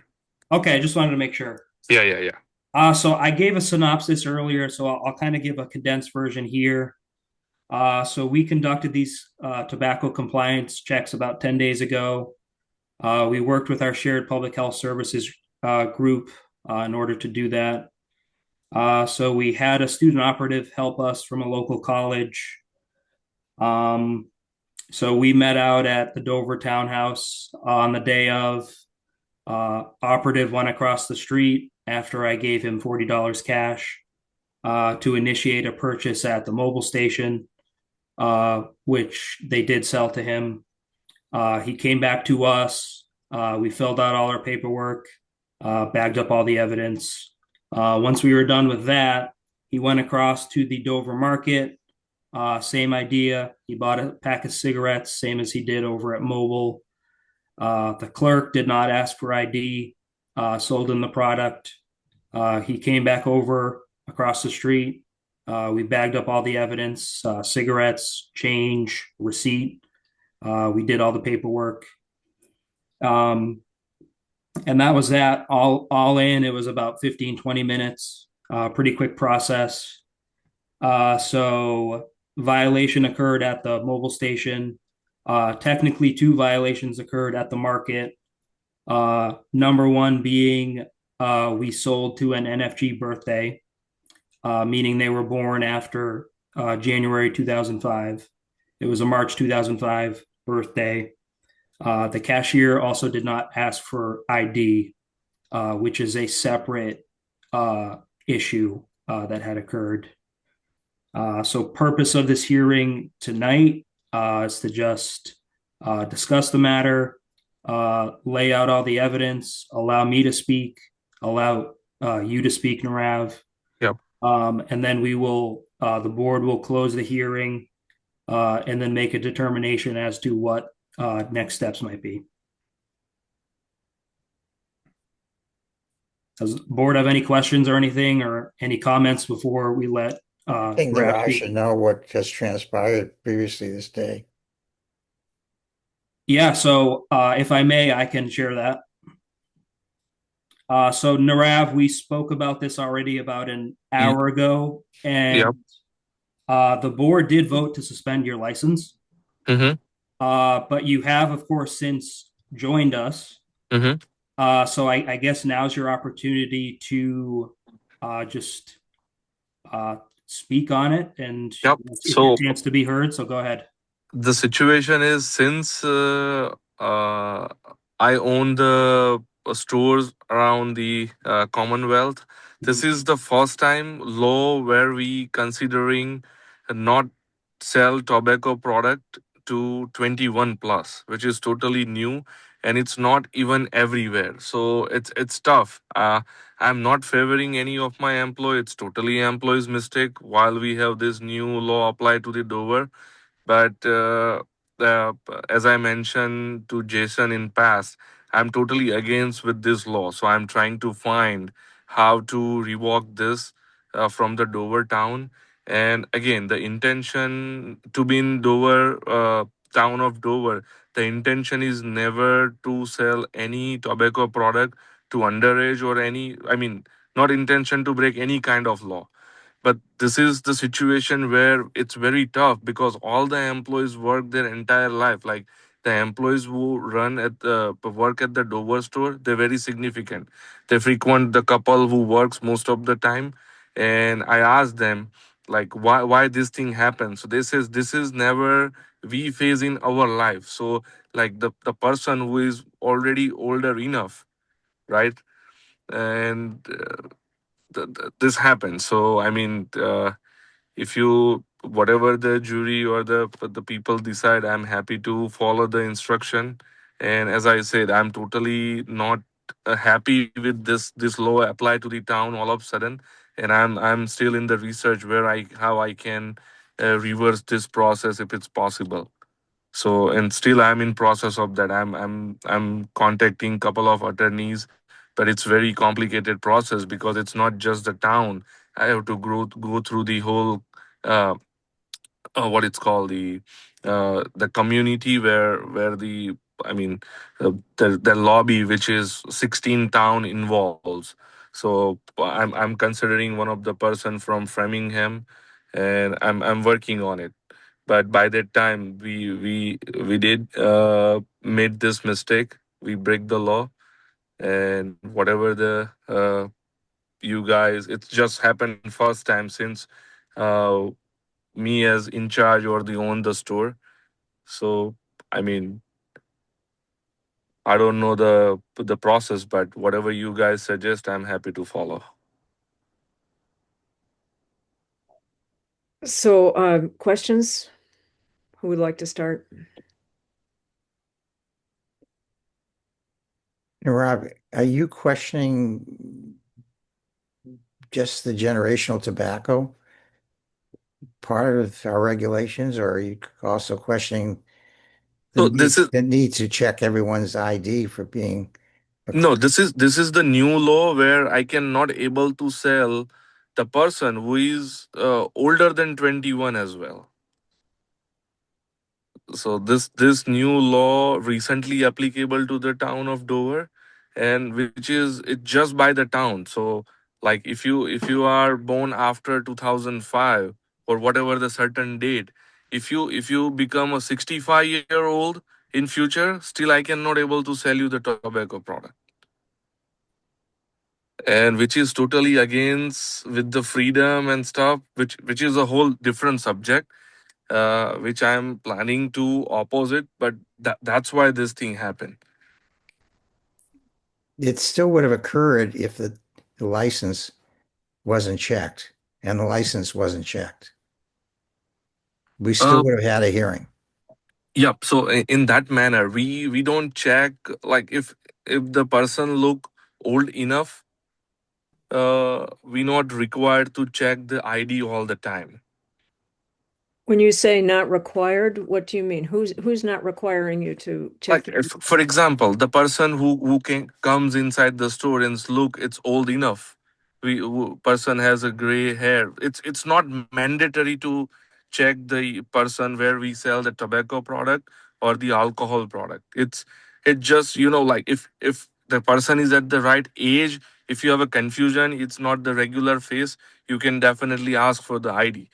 But I mean, if person who walks inside the store with the can in his hand, and we definitely not ask for the ID. So it's So who tells you that you aren't responsible for asking for the ID for someone who might be underage? it's It's just the appear because all of my employees are tip certified. So, if I'm not wrong with the tip certification, age of 35 plus or 45 plus, you don't need to because you can tell it's older enough. So the uh, what about people who look like kids, which this We person we did? we definitely ask for the ID. Um, this was a kid who did not get asked for the ID.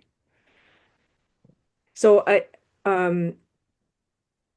guess I want to move forward to the next question, which is, Mhm. what are you doing to make sure this doesn't happen again? I mean, now I can make that compulsory to check ID to each and every individual who looks, less than age of 35. And what about the Dover specific regulation about That's still complicated, but what is your uh, plan to abide by that regulation? I mean, until it's applied to me, I'm happy to follow that rule. And since I'll find some other way to not, but that's the futuristic, so which I don't want to discuss right now. But yeah, I'll definitely follow. If anybody comes 21 plus, still I have to deny it because it's law right now.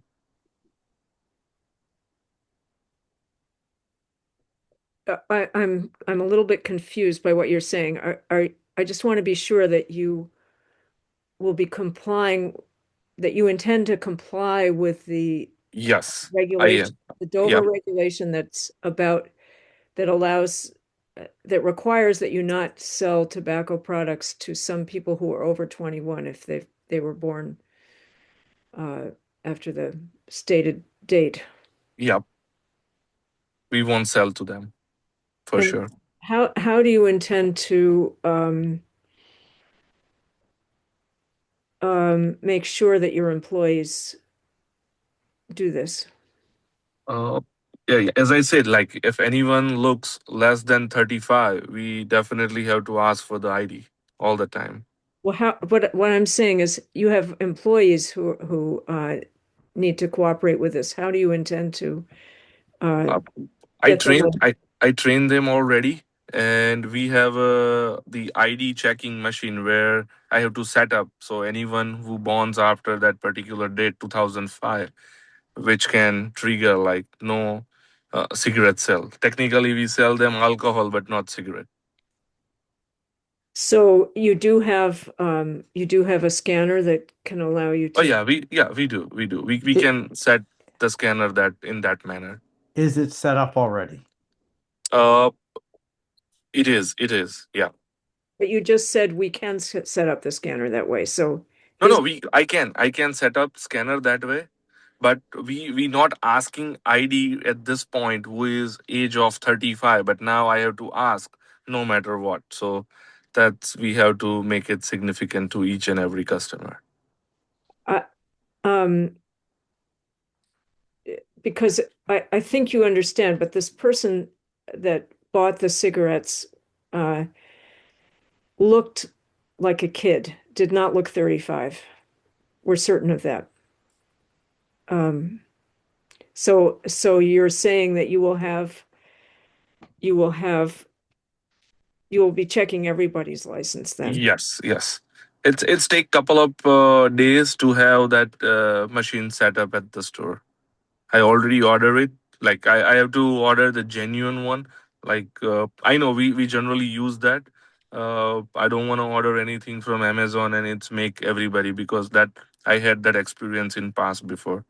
So that I already subscribe and get the subscription. The machine will deliver within 2 to 3 days. If it's not, I'll pick it up from the location.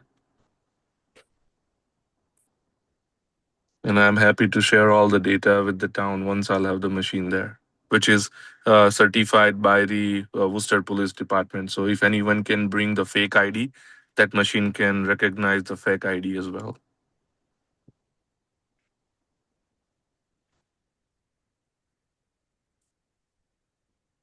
John and Steve, do you have additional questions? No, I think the two important things here are, one, you didn't have the machine already to check ID. The second is that even though the gentleman who came in to purchase tobacco products, purchase cigarettes, looked young, he still wasn't asked for his ID, even absent the machine. So I think the other important thing is just educating the employees who are selling tobacco products. So how many people work behind the register and handle those sales? So far, three employees I have who run work behind the register. Right. So, it seems like one of the important things you have to do too is educate them about the rules, particularly about checking for licenses. Mm-hmm. No, I'm definitely doing that, which I did already, but I'll just remind them one more time. When did you last tell them about it? Today morning. Oh, today. Yeah, because today when we discuss, we have to join the meeting. So one of the guy, I told him to join the meeting as well, but he is driving back from New York, so might he not able to join it. All right, but this rule about checking licenses has been in effect for a very long time, right? Yes, I think 3 months so far. 3 months. No, well, but checking licenses, period. Okay, so the nicotine-free generation rule has been in place for a few months, but since you took ownership of the store and opened, you've one of the requirements of having a tobacco license is that you check ID, and it sounds like you hadn't. But no, I mean, if anything suspicious look, we definitely check. There is no way we can let, like, if any kids, school kids or high school kids show up and says, "Hey, should I buy this?" Yeah, we definitely we not allowing that easy, but just not with this 21 plus, because this is Right, but the gentleman who came in to buy the cigarettes was barely even though he fell under the 21 plus, right? The new rule, nobody checked his ID, and he could have been, somebody who's 21. It's hard to tell, are they 20, are they 19, are they 24, and no one checked his license. So I'm curious about, the education you've given your employees prior to today, because it doesn't seem like they're following the rules. that's true. So before today, did you educate them about the importance of checking licenses? Yes, I told them you have to scan each and every, once we have the machine in, you have to But scan. that's once you have the machine in, right? When you open, did you train No, them? no. No. Yeah, Okay. we never train them to check compulsory for the each and every. Like, if we just got to I got to know that, like, if somebody's look underage, then we ask for the ID, not at the compulsory base. Yeah. But now I'm changing that to compulsory, each and every person. And most, to be very honest, most 80% of the customer are regular customer. So we know them by the face. But yeah, when this thing kind of situation happen, yeah, we'll definitely. So I'll no matter what, I'll make this compulsory to scan the ID each transaction.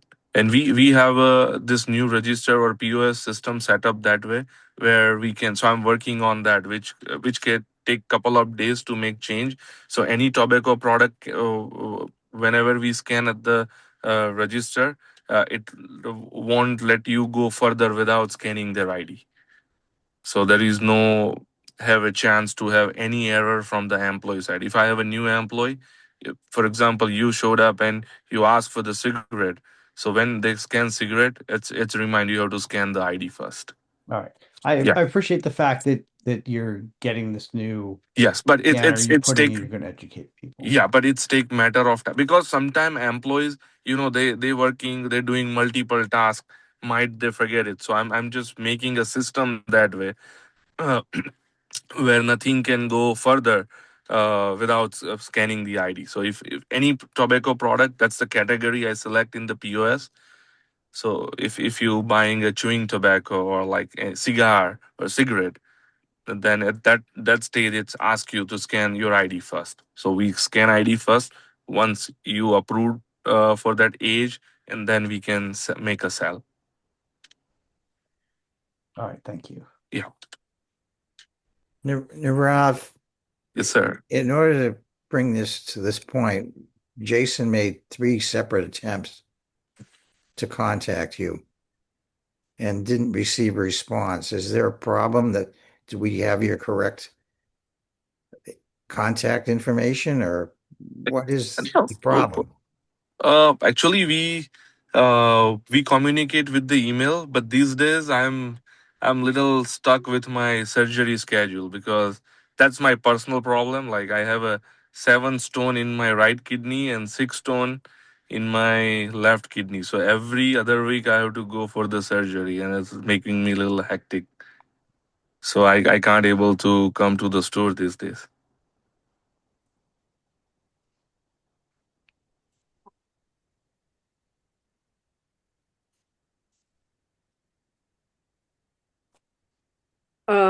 I don't think I have any further questions.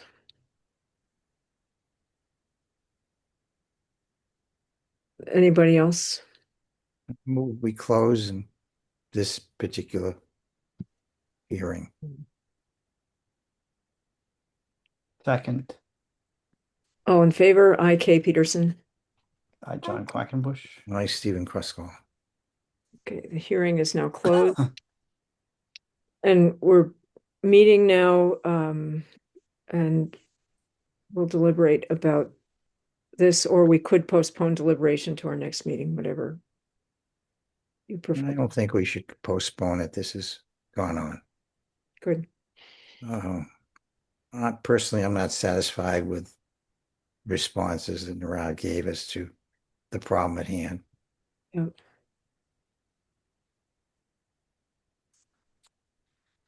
And, I'm a little concerned too. I think, I think the steps he's taking going forward are good, but he didn't really address my concerns about the violation itself and the failure to educate his employees about the importance of checking ID for tobacco products.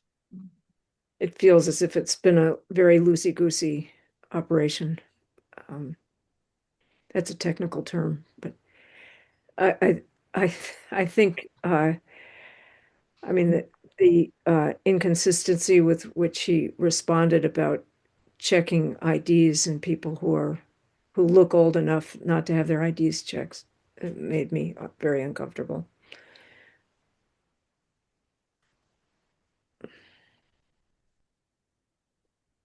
so I would like to offer a motion that is exactly the same as the previous motion regarding the Dover Market. And that is that we suspend their tobacco license for 1 day, June 9th. I would second that. All in favor? I, Kay Peterson. I, John Stephen Quackenbush. Kruskal.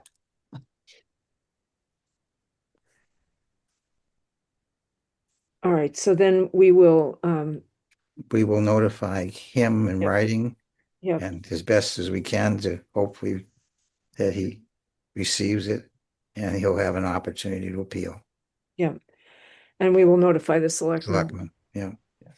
And good luck with your surgeries, Nirav. Thank you. Okay. Thank you, everyone.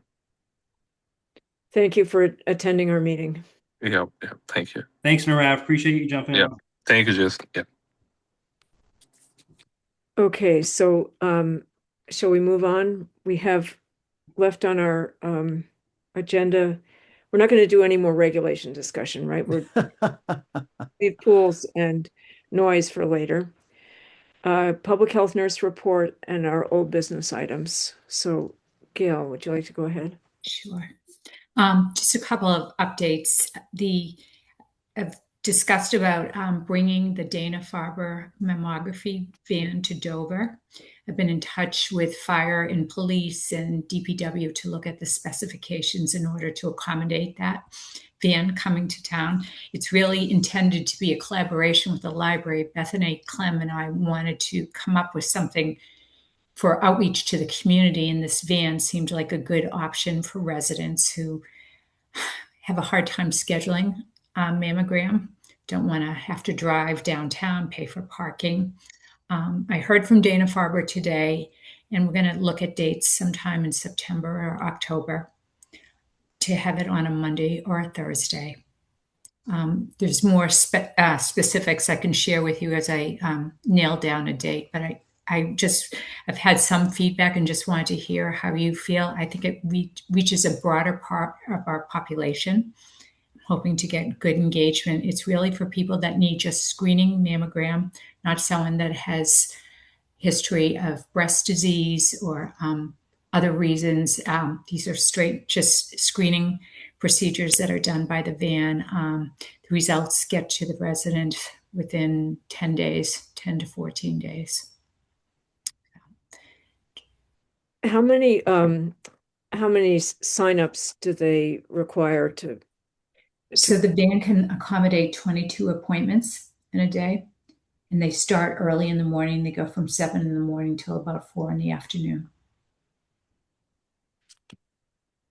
And signups have to be finalized within 2 weeks before the van is committed to come to town. So that might give us a good idea of interest. Yep. And if more people are looking to something like that.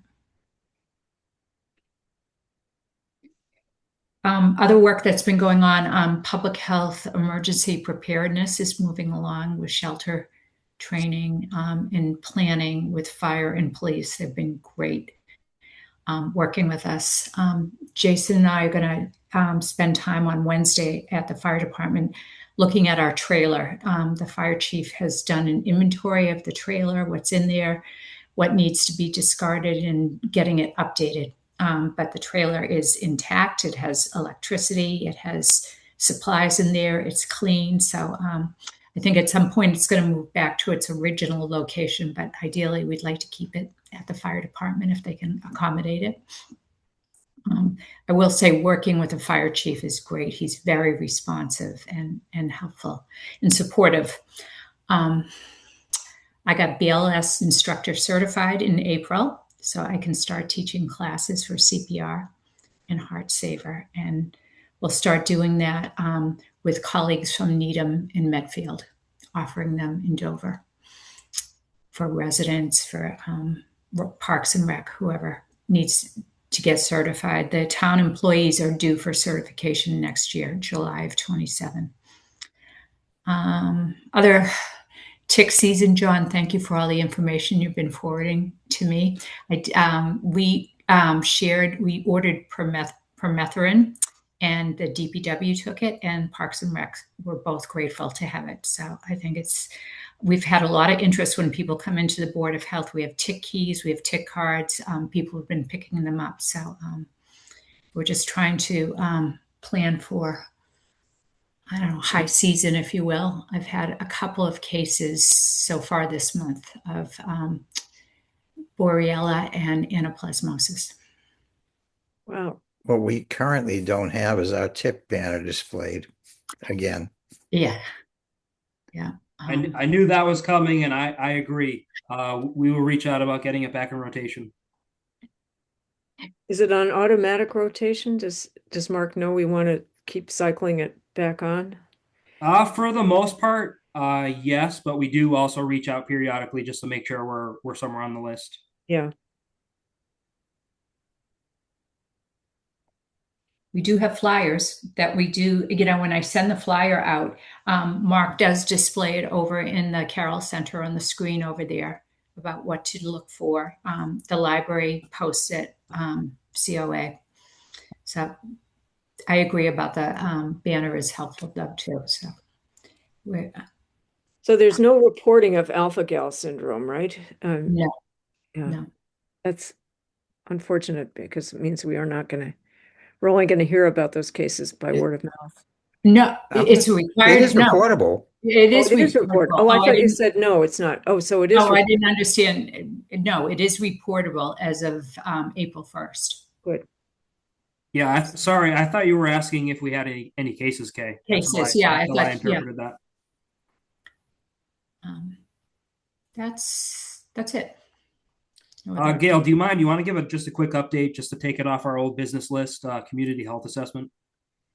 Oh, yes. Thank you to board members that got back with feedback on the community health assessment. So that is scheduled to launch this week. There's been a fair amount of communication with the consulting firm that designed the survey and getting it out. I met with Suzanne Hiltz about posting the survey QR code on social media. I will create copy paper for those that want a paper copy to access at the library or the COA, and the Board of Health will take responsibility securing those surveys, protecting them, and getting them back to BME strategies. There was, an email will go out announcing that the survey is available, and they're hoping for responses. They've estimated that they'll get 360 responses in each town. So they'll be tracking that data, and I'll be reporting it back to this group.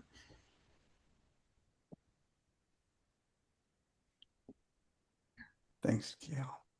Thank you. I'll be surprised if we get 360, but maybe we.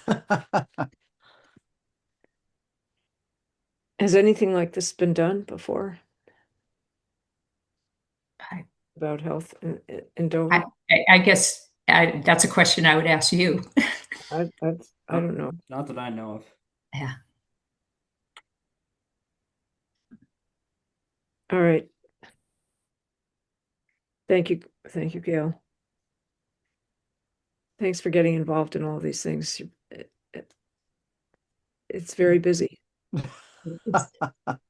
And camp season is revving up too, so we are busy. Yeah, don't remind me. Yeah, I won't remind you.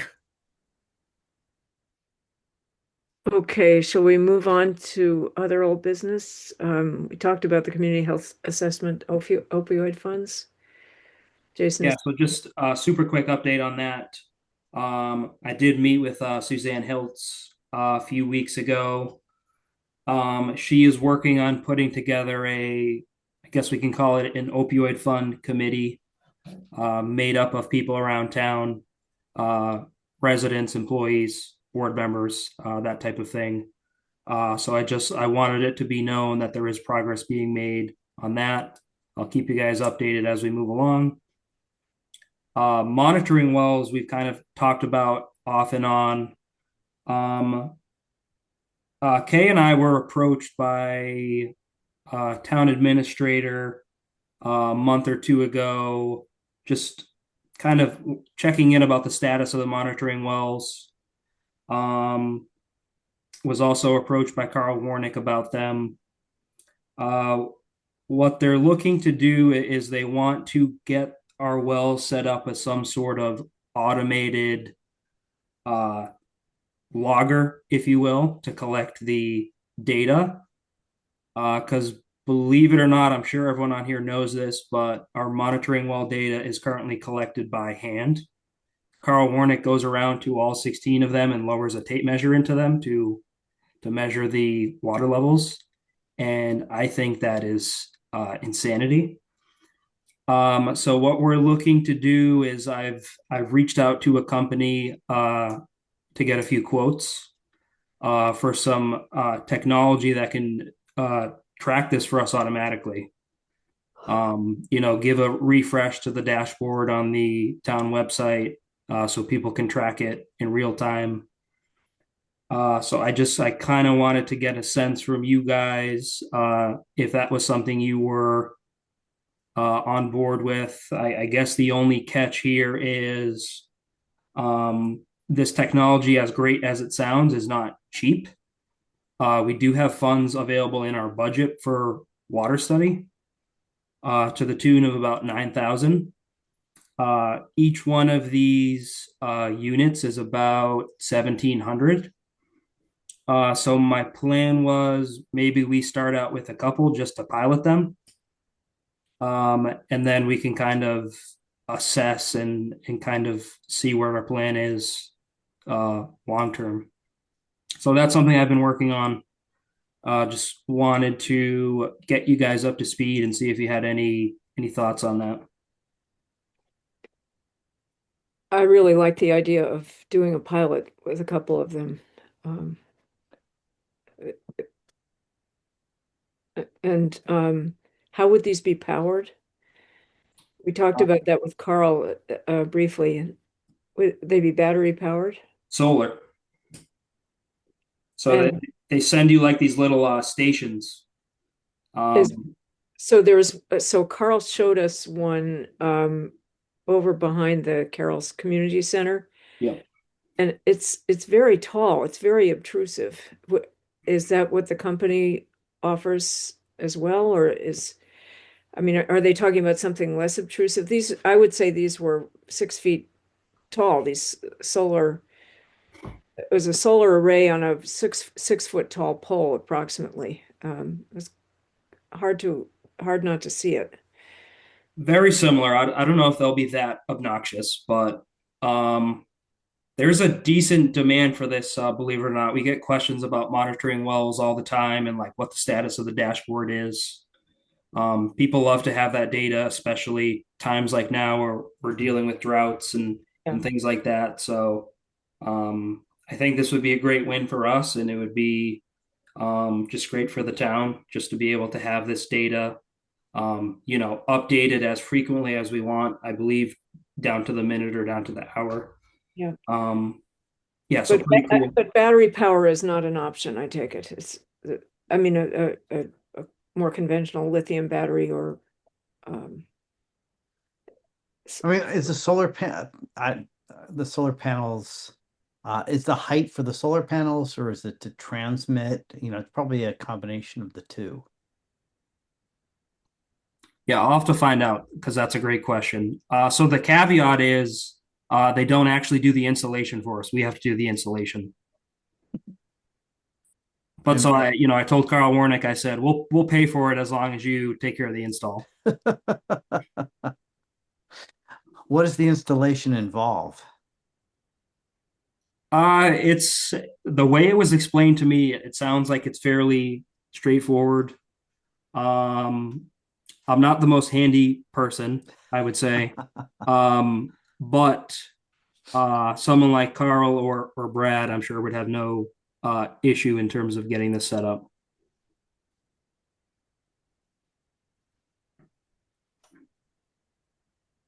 Then we'll have to decide which monitoring wells we want to pilot it with. Yeah, so I did talk with Carl about that. I kind of said to him, let's pick like our 3 best wells, and we can kind of do it that way. And he was able to rattle off a couple of what he does consider to be the most, informative or best wells, however you'd like to term them.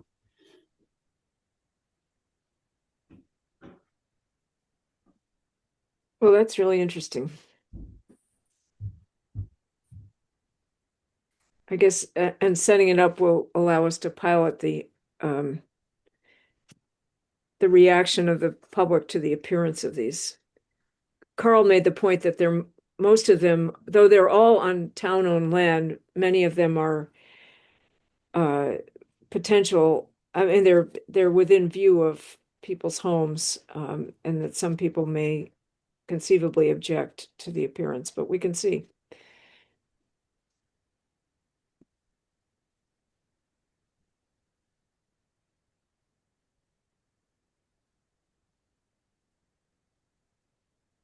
So that seems good to everybody? Sounds good to me. I love the idea of getting these set up. Yeah.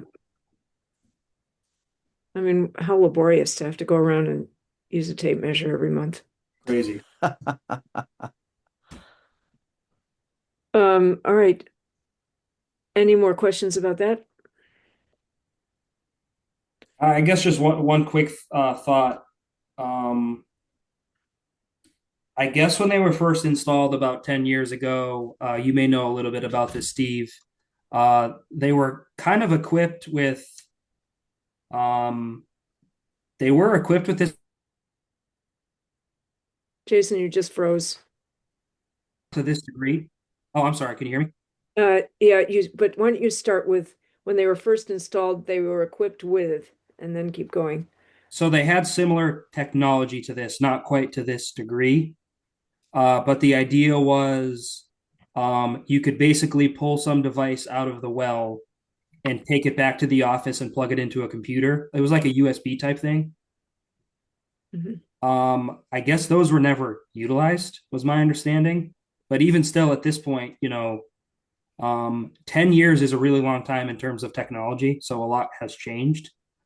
But even still, I mean, to go around to 16 wells and reach in and pull out whatever this device is still, even that sounds like a horrible process. So this just is a lot better. Just wanted to add that detail. So these things do exist. It's just even that I don't think is enough for what we want to do.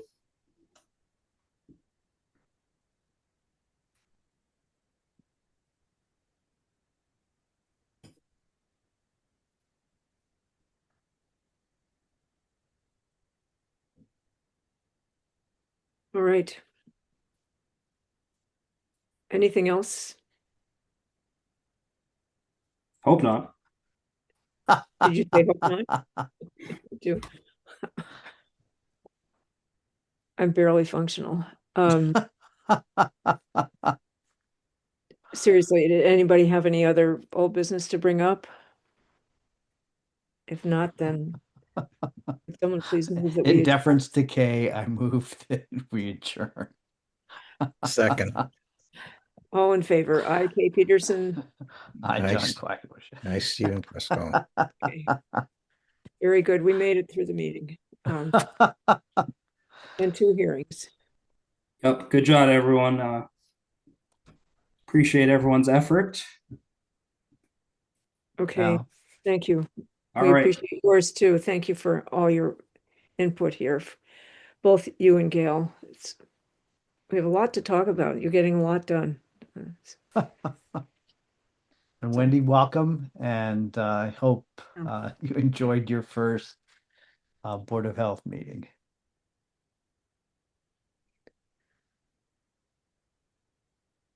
All right. So good night, everyone. See you All around. right, take care. Bye, everyone. Night.